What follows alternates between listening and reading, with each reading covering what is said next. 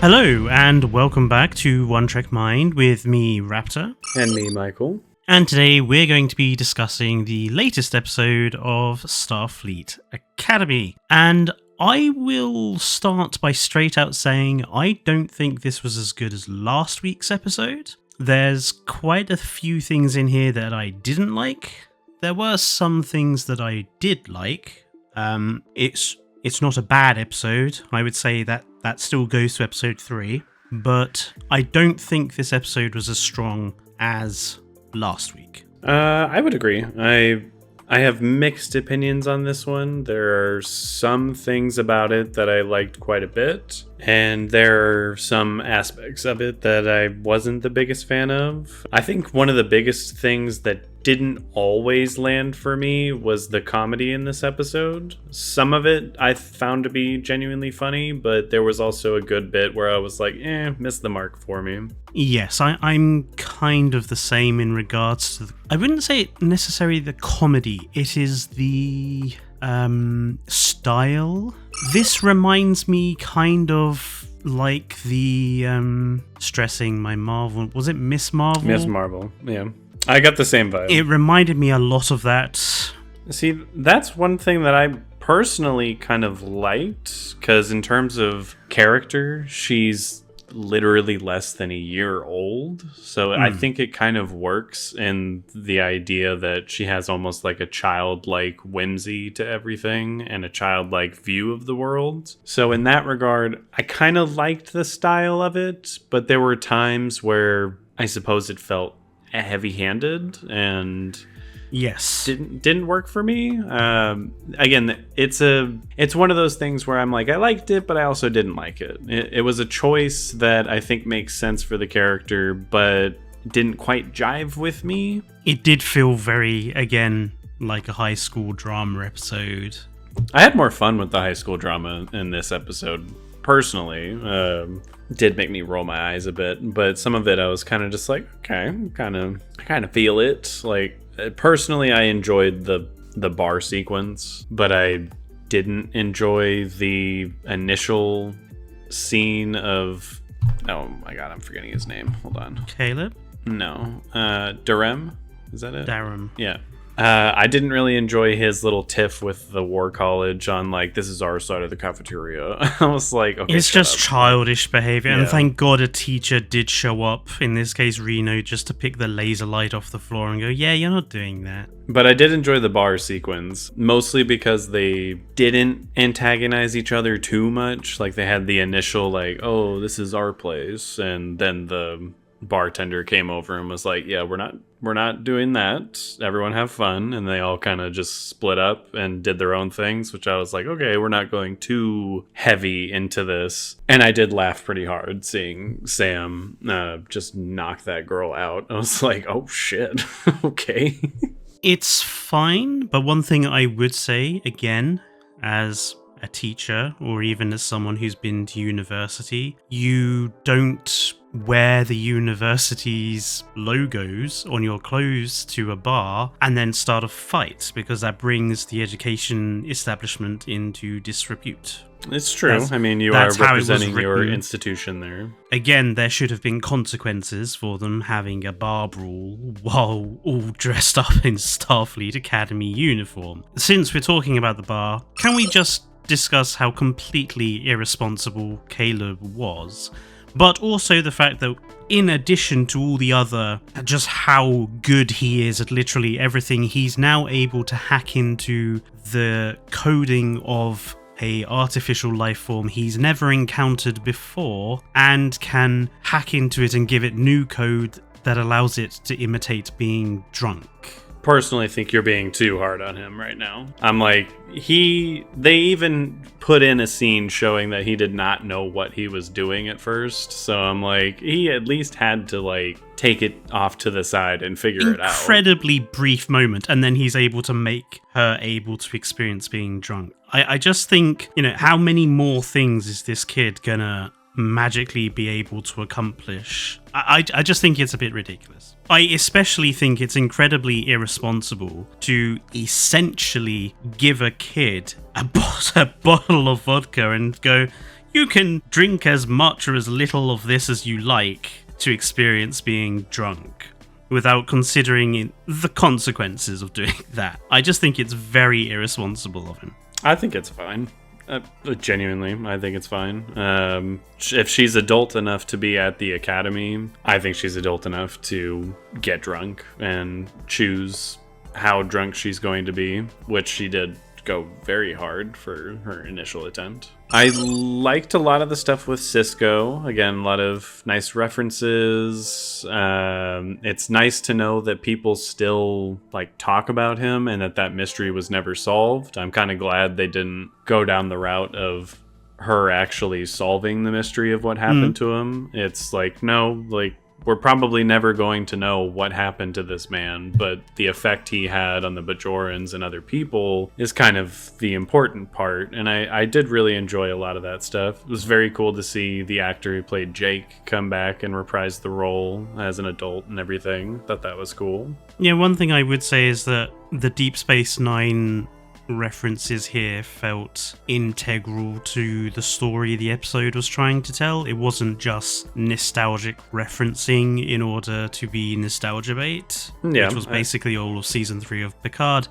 This actually felt like a genuine attempt to write a good story involving Deep Space Nine, which I very much appreciated. It was smart, I think, to integrate all that with Sam learning her place and what she wants to do and trying to figure out what organics are like. I think that was a pretty smart way to tie Cisco into this whole situation. And it makes sense with them both being emissaries. I enjoyed the parallels and at the same time show how different one of them they are to each other. It was pretty good. I enjoyed that. I also didn't dislike the kind of side story with the chancellors, but I didn't love it. It was adequate. It felt a bit tacked on. Yeah, I feel like that could have been its own episode. Its own episode, I probably exactly. would have enjoyed that. I was especially surprised and a little disappointed we didn't actually get to see the dinner that they had planned. I wanted to see these aliens and their fire eels and everything. Yeah, I was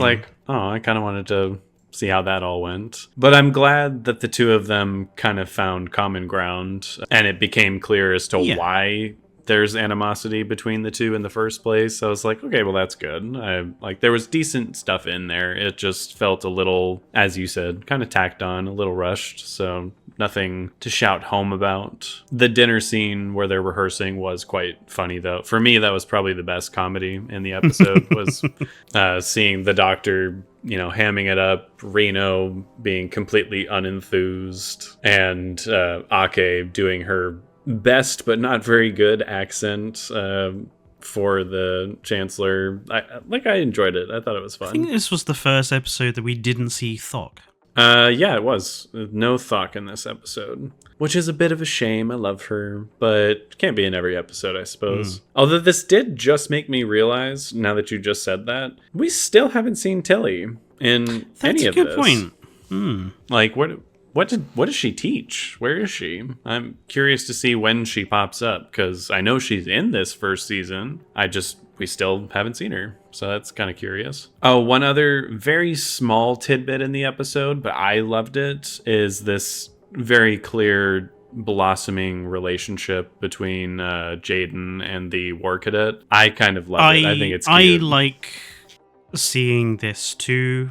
They feel like they have genuine chemistry, and I couldn't care less if one is a Klingon and we've only ever seen straight Klingon relationships. Frankly, if he turns out to be gay or bi as a Klingon, I think it's good. The return of the Scant. Did you see the Scant? I did. As soon as I saw him wearing it, I was thinking in this episode as well. I'm I don't think I've seen any men wearing the Scant. But I wonder if they're going to do that in this show. And then, saw him wearing it towards the end. I was like, cool, cool, cool. I'm sure some people will forget that was a part of TNG and call the show too woke. But I'm like, oh, I've already seen it. Like, oh, a Klingon wearing a dress, and it's like, did you see the scants in TNG? I'm like, this has been established since like the 90s, so it's definitely not news that men can wear a variety of clothes, men and women. I don't know. As soon as I saw it, I knew people would be upset about it. I mean, again, I knew people would be upset about it as soon as I saw it, and just completely forget or ignore the fact that has already been an established thing in Star Trek for 30 plus years. There was one thing that did interest me about the episode, which was completely detached from the story of it. And that is the Doctor's response to Sam's question about how you deal with loss. It's a very interesting comment that he made about, she asks him how to deal with loss, and he kind of quite snippily snaps back that how everyone else does it, you just get on with it. His response was interesting, and I wonder if this is going to be a developing part of the character moving on. Because obviously, as a hologram, he has now, everyone from Voyager is dead.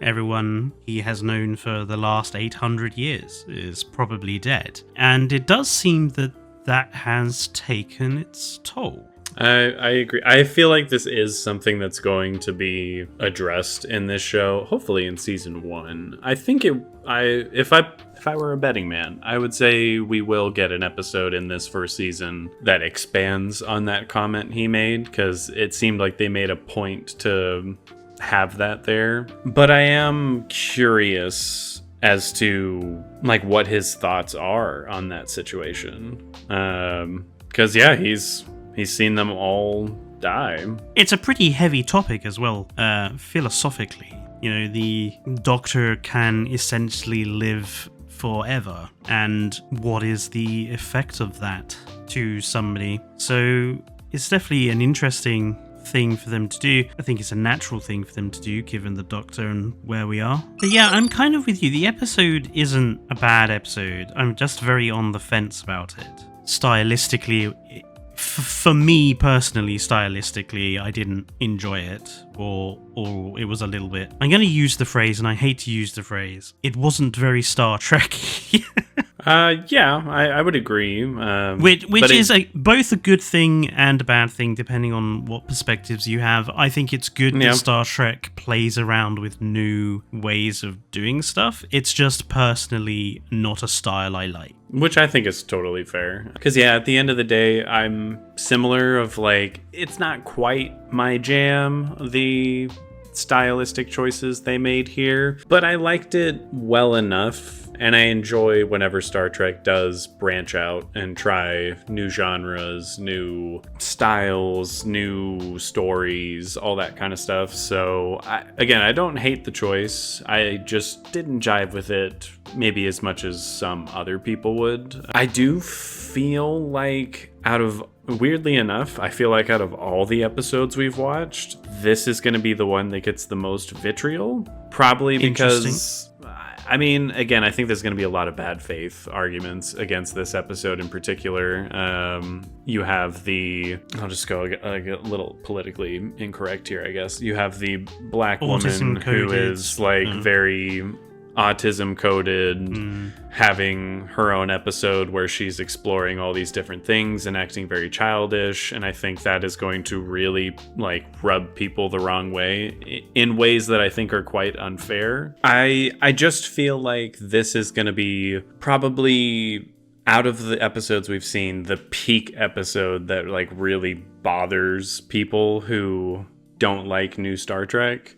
Which I think is a shame because, again, on its own, I think it's a decent episode. I enjoyed it. Again, it wasn't completely my vibe. I had some issues with it, but overall, I thought it was a decent story. Great character work with Sam. Like, I actually really enjoyed seeing her go through an arc here and discover more about herself. There were nice references, a decent little side plot, and most of the high school drama at least got resolved quickly, so it wasn't like too blatantly annoying. So yeah, I mean, overall, I'd give the episode, I don't know, like a 6.5, maybe 7 out of 10. I thought it was a fair episode. I mean, one thing this episode did remind me of is how the Orville handled Isaac. How so? Well, you know, an emissary from a technological species that's trying to figure out what organics are like. Oh, yeah, I guess so. Just two very, very different Two very different styles of doing it, yeah. I suppose what I hope is that from here we see Sam figuring out her path, as it were, since it seems clear by this episode that she's wanting to do this her way now, not the way of her creators. So I hope that from here we see that, essentially. Yeah, I mean, I'm curious to see like what kind of person she becomes now that her takeaway from the whole episode was, you know, organics aren't about understanding, they're about becoming, which I actually quite like that line. I was like, I think that's a pretty solid way to describe how people are. It's all about, you know, potential. What can we do? What will we do? What drives us to do those things? Not necessarily understanding exactly why. I did like the fact that they got Avery Brooks to come and do the final sentence of the episode. Yeah, that was nice. And the nice little a thank you to him at the end, I thought was cool. And oh, I can't believe we didn't mention it. I imagine there's going to be some people that have a couple issues with it, but I liked that they included Dax in the story and that Dax is still around. I think there's no reason why Dax couldn't have been still around. That was probably the most sort of nostalgia baity reference of them all, but I don't think there's anything inherently wrong with it. I mean, yeah, I mean, it makes sense. They live thousands of years, the symbiotes at least, and Dax being a friend of Cisco, it makes sense why she would be trying to help in this person's endeavor to figure out, you know, more about him and what the whole mystery is and everything. I thought that it was nice. And I love Tawny Newsome. I think she's a very strong actor, because this character was very different than Mariner on Lower Decks, and she played it well, I think. Yeah, no complaints. My only complaint is I feel like it's a new thing that the symbiotes can bond with non-Trill, basically, that the spots are like a result of the bonding and not just a part of that species, which I'm pretty sure that's not how it was originally, but I can let that go. I mean, I'm pretty sure we have had an episode where a symbiote bonded with a or a symbiote was put in a human to keep it alive temporarily. Yes, and that was in Discovery, which again, it's a newer thing that they've kind of I thought there was one in TNG where they did that. I would have to look that up. But again, I mean, over the course of 800 years, and I don't see why they hadn't developed a way of allowing a symbiote and a non-Trill to join. I'm sure a lot of people will probably make reference to, oh, well, the symbiotes themselves are rare, and it was always used to be that there were like hundreds of applicants and only one was ever chosen, so why pick a alien and not a Trill? I mean, I would argue why not. Like, it's whoever would bond the best with the symbiote. Just to kind of finish this off, I feel like a lot of the criticisms of the show that have come from the Trekkie nerds that are trying to use lore to criticize elements of the show, I feel like they routinely ignore the fact that 800 years has passed. 800 years is a very long time. Well, the United Kingdom was being invaded by the French in William the Conqueror was coming over. And my country didn't exist. Your country existed, but it was under the control of the native people that lived there, and... Well, again, it wasn't the United States of America. It was a... Well, yeah, but totally the land mass existed, I mean. The average lifespan was like 30 years old, and nobody knew about microorganisms or atoms or even outer space or other planets or anything like that. The idea that over 800 years nothing would substantially change with any culture or any technology or any race or anything. It's kind of absurd. It is absurd. So I think a lot of the critics that are using the lore of Star Trek to criticize the show, an 800-year time gap is enormous. Lots of stuff can happen in 800 years. I mean, we only have to look at the sort of stuff that's happened in the last 25 for us. So yeah, and I'm the biggest, I'm a massive Trekkie. I love my lore and everything else, but even I have to accept that stuff is going to change in 800 years. Maybe Klingons and Jem'Hadar are going to be able to have kids. At the end of the day, times move on. Nah, agreed. Yeah, overall, again, it's not the episode that sold me on the show or anything, but I liked it enough. I think it was pretty decent. What did you guys think if you saw the episode? Please let us know down in the comments. We are going to stick with doing this regardless of what people say about the show. So let us know what you think about this particular episode and the DS9 references, and yeah, don't forget to like the video and subscribe if you're new to the channel to help us keep growing. But until next time, it is goodbye from me. And goodbye from me.